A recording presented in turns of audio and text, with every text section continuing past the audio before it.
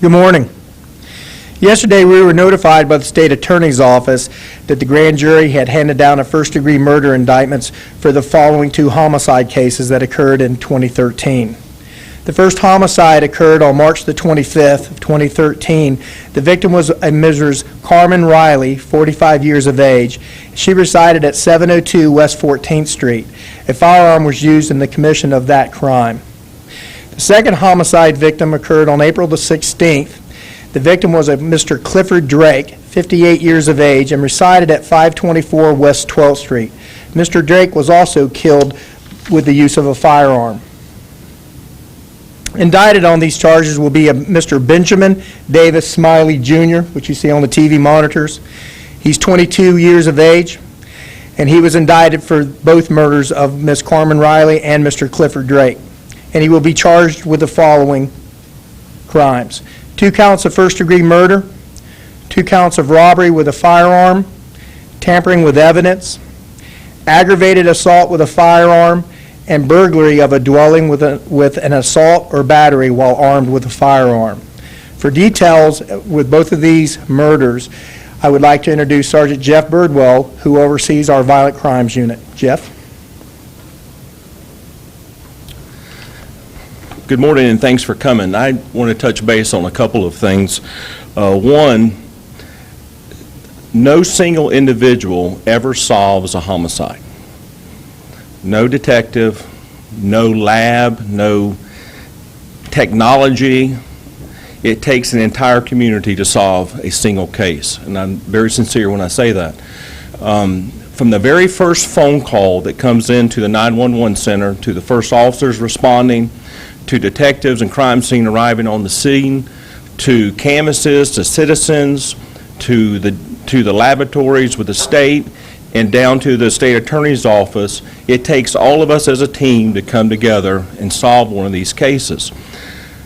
With that being said, it also takes 2 other very important components. One is old-fashioned police work with boots on the ground, and 2, new technology. And that's what brought this case together. Now Sergeant Brian Wallace will step up in a moment, and he will tell you in more detail. But what has occurred with this case is evidence connecting to an individual that connected to 3 individuals. It started off with a firearm in this case connecting to both homicides. The same gun was used. And then Detective Wallace used new technology with telecommunication to connect 3 people to this crime. With that, shoes on the ground, locating people, doing very good interviews, working hand in hand with the state attorney's office, broke this case. It all started with that first phone call. It all started with an individual in the community who found some property in the back of his truck that he knew wasn't his, thought it was suspicious, and called the police department. And it was some items of clothing. Those items of clothing, along with some evidence inside the Drake home, linked Smiley to this homicide. And then, again, through electronic data communication, Detective Wallace linked 3 people who turned out to be related to both of these homicides. And it was just a great deal of effort on his part, and again with technology, that brought this case together. So for all the details of the investigation, I will let Detective Wallace tell you. I do want to cover one thing real quick. I believe it was earlier reported that this is cold cases. By definitions, these were not cold cases because Detective Wallace had not left the investigative unit yet, even though they were unsolved cases. Detective Wallace never quit working them. He was recently promoted last week and worked these all the way to his promotion, and the chief has allowed him to stay with these cases because he's so involved with them, even through his promotion to being a sergeant in patrol. So he is still actively involved in these cases. Therefore, he has solved 2 unsolved cases, not 2 cold cases. And with that, I'd like to turn it over to Sergeant Wallace. Good morning. My first involvement began on the 2nd homicide, which was the April 16th Clifford Drake homicide. And as Sergeant Birdwell's already mentioned, that a firearm was used, and Mr. Drake had been killed based on the autopsy that he was killed by a firearm, and it was a homicide. It was not until we had sent those bullets to FDLE between this one and the Carmen Riley homicide, which happened to have been 2 blocks northwest and only 3 weeks prior to this one. Both of them were sent to the FDLE, and they came back with a hit saying that both of them were linked with the same firearm. As Sergeant Birdwell had mentioned, there was clothing that was found on an adjacent street from the shooting, and that was sent to FDLE along with evidence inside the Drake residence, which both items came back with the same DNA for the same person. And those results came back in June 2013. However, there was no positive identification of the person itself. It was only that the DNA matched both items for the Drake homicide. It was not until February of this year that we got a positive hit from Mr. Smiley. Apparently he had been arrested for a felony in Hillsborough County. His DNA was taken, and FDLE took that information and matched all of both cases. To touch base on the technology part of what it is that happened, the Clifford Drake case was essentially a robbery, and not only was he a victim, but his stepson Mark Wilkerson was a victim of the robbery itself. He had some property taken to include his cell phone. His cell phone was used after the shooting, which led us to be able to find phone numbers of people that were being called by who was in possession of his phone, and that led us to the name of Samantha Lee. Samantha Lee lives in Tampa, but we had no additional information about her, had nothing to be able to confront her with to get any information as to what her involvement would be with the homicide. It was not until the DNA hit that came back in February of this year that we were able to link Mr. Smiley with Ms. Lee, as they are blood relatives. The phone records also indicated that they were communicating with another family member, which we ended up being able to interview at the state attorney's office under subpoena. And we were told under the subpoena testimony that this basically both shootings were committed by Mr. Smiley, and he admitted to the witness that that is in fact what happened. We went to speak with Mr. Smiley in Florida prison in Bristol, I believe it was, Bristol, Florida, on the 28th of June, and he gave us no information, any admission that he had been involved in either of these. So yesterday, the grand jury convened on both of these cases. Ms. Lee was subpoenaed as a witness, as well as an additional witness, and the grand jury indictments were received for both cases for the homicide, and Ms. Lee was also escorted out of the grand jury room under arrest for perjury in an official proceeding. So that's the point that we are to now. You have to go to the back. You know, I love the cops. I'm just telling you the way it is. We have to know that the bad guy goes in and unfortunately holds up Mr. Drake and Mr. Wilkerson on the street, in his house, exactly what happened. It was in his house. Get into Okay. how it all unfolded, but we need the basics first. Mr. Drake was actually asleep. Mr. Wilkerson was outside the house, had just come home on his bicycle, and there's actually an outstanding suspect. But Mr. Smiley's not the only one that we're looking for.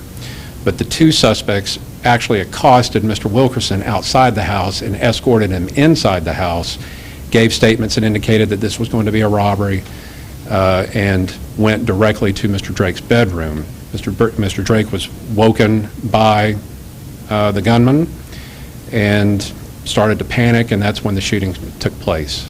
So we had the gun out From the get-go. outside and Yes. put it into the guy's head, or what happened? It was just used as threats. It was one time put to Mr. Wilkerson's head, but it was specifically used to tap Mr. Drake on the forehead to wake him up.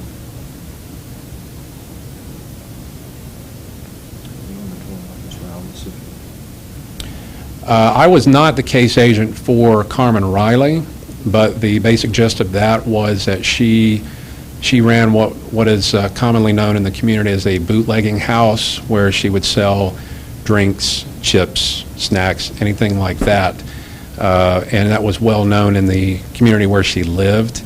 And that was from the information that we got during the interviews, that it was specifically targeted because of that. There was at least a substantial income because of the business that she did there at the house.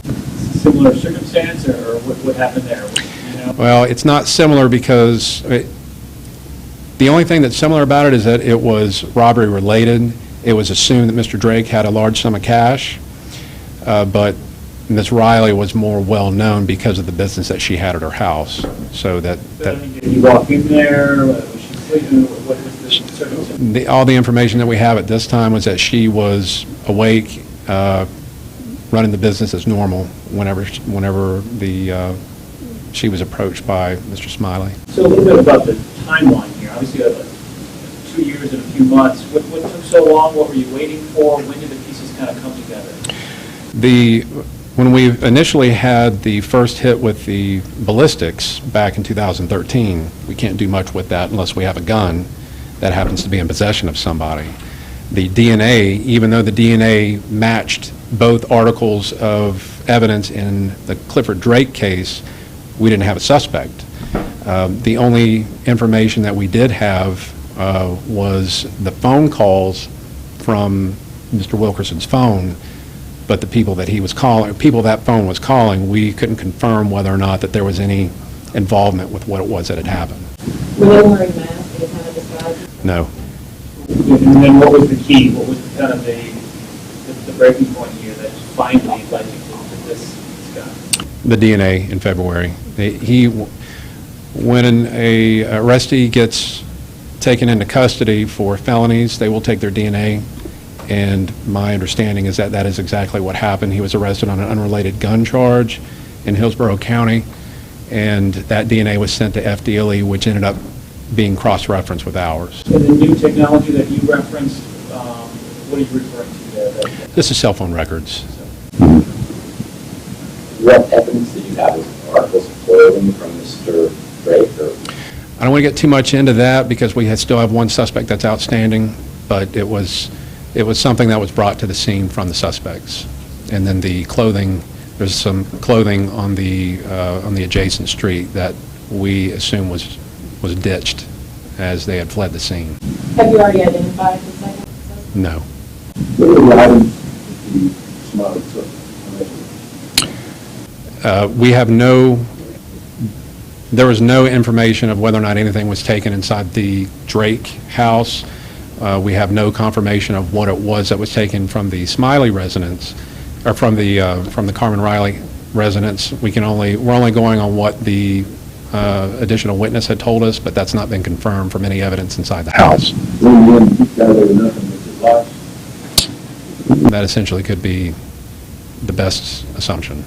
Is there any indication there's some kind of struggle and why he may have shot these people? I mean, or is it just a cold-blooded killing? Based on the witness testimony, Mr. Drake was basically frantic after having been woken up from a dead sleep with a gun to his face, and he was trying to get away at the time that the shooting started. Ms. Riley, it did appear that there was a struggle inside the house. So this guy's address is listed in Tampa. He was privy to information about a woman running a bootleg store here in Lakeland. Are we aware of his connections to Lakeland? How was he privy to that information? Yes, there's an additional witness that had given the information about the bootleg here in town to Mr. Smiley, actually to Ms. Lee. Ms. Lee is going to be, from the information we have, she's going to be the key to all of this. The information was given to her, and she basically contracted out Mr. Smiley to take care of the robberies. In addition to that, Samantha Lee actually was living in Lakeland during some of this time frame, and she was living within blocks of both of these houses before she moved back to Tampa. So she, in addition, she was aware of at least Mrs. Riley, but there was, as Sergeant Wallace is saying, there is a third party that is working with us, cooperating with us, that lived in the neighborhood and is connected to this crimes. So you're saying Samantha Lee helped target those particular individuals who eventually ended up dead? That is what. That's what we believe. And was she, do you think, going to get a cut of the action? It appears, I'm sorry. We traveled to Tampa, interviewed her, although she was not truthful with us about the crimes. It does appear that she resided in Lakeland a short period of time. In that same neighborhood, she's related to an individual that is cooperating with us and confirming that she was actively participating in the crimes. So she certainly is a part of this, thus the reason, as Sergeant Wallace brought out, she has been charged in a related charge of perjury with these murders. Whether or not the state attorney's office in coming months will charge her in some accessory form, there's still a lot of work to be done on these cases. We've put a case together, a grand jury has handed down indictments, but it certainly hasn't stopped there, and there's still a lot of work to do. In the upcoming months, no doubt, more information will be forthcoming. I hope, I have no evidence to support this, but I hope even that we can clear other cases, whether it's within our jurisdiction or Plant City or the Sheriff's Department or Tampa, because the information that we did get from Samantha Lee is that Smiley was coming to Lakeland, and the term she used was doing licks, which we commonly know doing licks is a street term for doing robberies. So we certainly don't believe he was limited to just these two homicides. So there are potentially more arrests coming, but this is the trigger man. That is our understanding today. That's our belief, that all the evidence supports that Benjamin Smiley is the gunman in these cases. And yes, we hope additional cases will be solved. There's still a lot of work to do. I just don't have evidence to present to the state attorney's office or to y'all that we'll be able to clear additional cases. That's going to be our endeavor. Why was this a direct file case? I'm sorry? Why the grand jury? The grand jury conveys on all first-degree murder cases. And Smiley was already incarcerated as you guys collected all this evidence. He was in jail. Essentially, you didn't pick him up off the streets after. That's correct. Detective Wallace and Detective Tim McDonald traveled to the location where he's incarcerated in Florida and did present the additional arrest for murder on the first case, and then we were waiting for the indictments to come down for the second murder charge. How does it feel to get this kind of off your chest and off the books, I guess? And I know you say it's not a cold case. I'm sure a lot of people in the community kind of think of it as a cold case. Sure. It's been a while.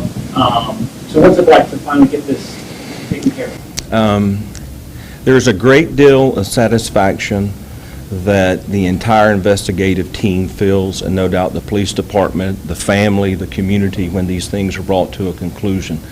If you walk in my office right now, there's a board up and it has multicolors on it, and unfortunately the color red is used for unsolved cases.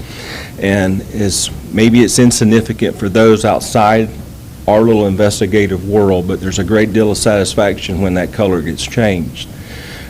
We can focus not only on future cases, but maybe even tying these people to some of those other cases that are on the board. But we live with these cases day in and day out, week, month, year in and year out. We wear these cases. We live with them. We know the families.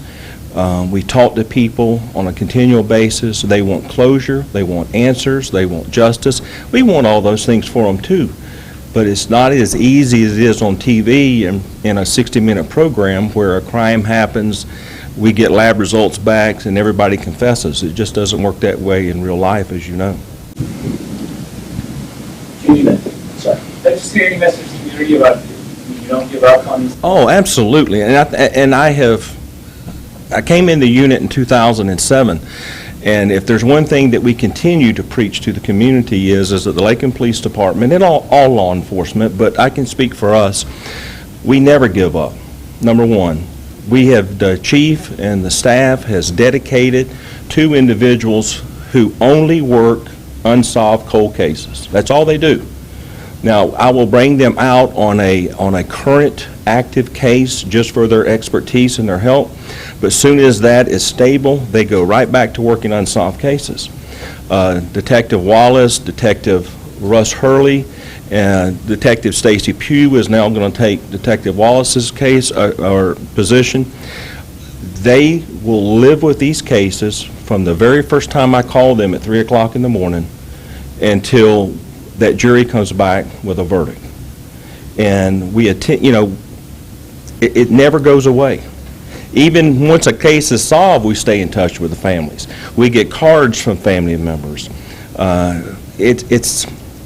It's a connection that is hard to explain, but a tragedy connects people, strangers together for years and years and years. But to answer your question, there's a great deal of pride and a great deal of joy when one of these things are closed. Two questions. One is just housekeeping. Mr. Wallace, I heard Sergeant, I heard Detective. You're Rich. I was a detective when these got cleared. I just got promoted last Friday to sergeant. And spell your first name, please. B-R-I-A-N. Second thing is that everyone's going to want to talk to family members, so either when we're done here, we're all going to come up with you, or we can make it easier. What I'd like to do, Ken, is if you guys are done with us, we're going to slide out and have Detective Wallace and Sergeant Wallace and Sergeant Birdwell with the family up here. Is that okay with you guys? So they have the mic? Okay. Let's get baby right. Oh, it's a good day for me today. It's a blessing, and I thank him. He have been working ever since this happened, and I love you, and I'm just so excited, and I'm so happy that he can rest in peace, and I can too. And it's just so good to know that he got him. He done a good job. Yes, thank you all. What's your shirt say? Clifford Drake. His nickname was Peanut. Peanut. Yeah. Can you tell us a little about him? Oh, that was a man that God sent to me. That was a man that God took on when it was his time. But he was a good husband.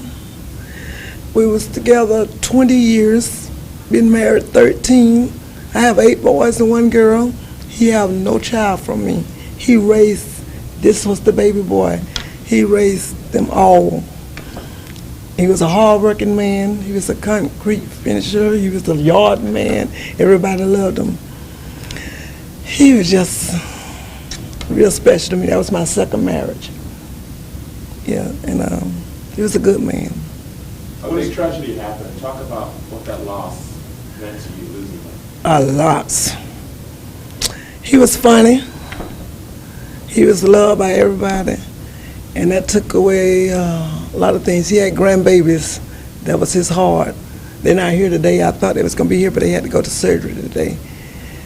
And When you heard the news, you don't think it's going to happen to you. What was that like?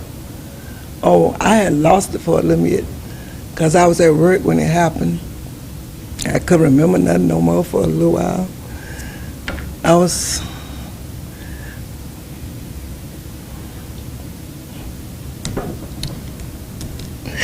I'm just glad it's over.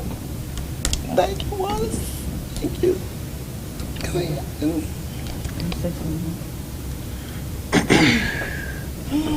I just like to appreciate the Lakeland Police Department for solving a murder that was close to me and close to the family that everyone loved. I do appreciate Mr. Wallace for all his work he's done for the 2 years. That's all I'd like to say. Just your guys' name. Yeah, get your name for you. My name is Mario Wilkerson, Spell that for us. MARIOWILKERSON. So you were outside. No, sir. I was doing a sleep inside.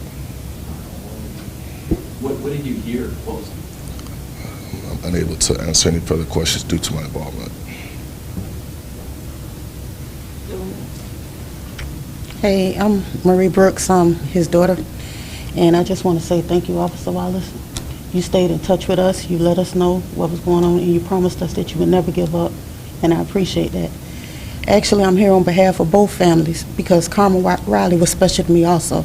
My son dated Carmen's daughter for a while, and for somebody to take her life as well as my dad's life, it's a hurting situation because they were both good people and they would do anything for anybody. And I'm just glad that everybody got closure. You know, Carmen's family can rest easy knowing that they finally got him off the street.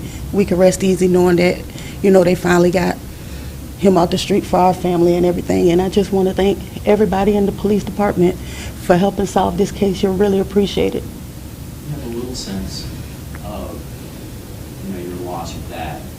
Tell us specifically about Carmen. Carmen was a great person. Every time you see her, she just had this big, beautiful smile. She never bothered anybody.